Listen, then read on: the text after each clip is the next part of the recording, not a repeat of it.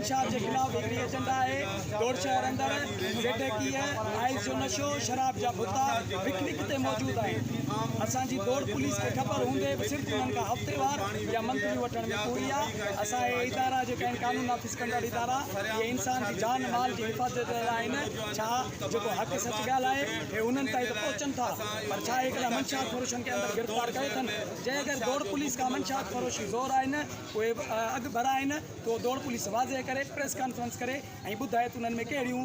सियासी धुरियूं मुलविस आहिनि उन मंशात फरोशी में उहो बि दौड़ जी अवाम अॻियां उहे वाज़े ॿुधाइनि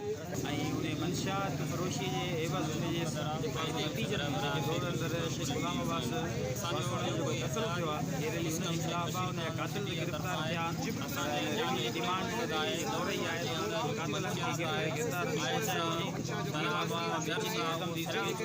पाण जे क़त्ल जी सख़्त लफ़्ज़नि में मुज़म्मत कयूं था असां सम्झूं था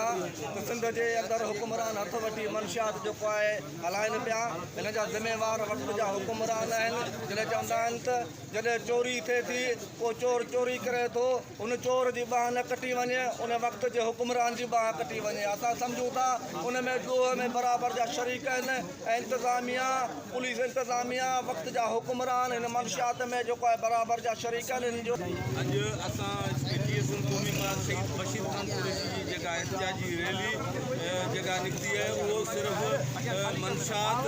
ऐं हिते चर्स आफ़ीम ऐं आइस ऐं सफ़ीना ऐं ॿियूं पुड़ियूं जेके बि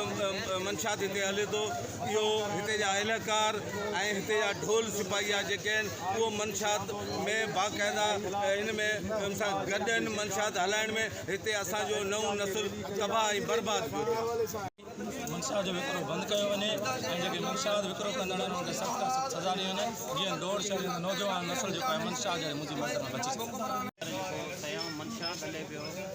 जेकी हुजे चर्च हुजे शराब जा कुता आहिनि ऐं हिकिड़ो ख़तरनाक जेको नशो आहे आइस जो उहो बि हींअर ॿिया त अहिड़े की वग़ैरह गलियुनि में ईअं समुझ सरियाम विकिरो थींदो हींअर इहो ख़तरनाक जेको मंशात आहे आइस जहिड़ो बि जेको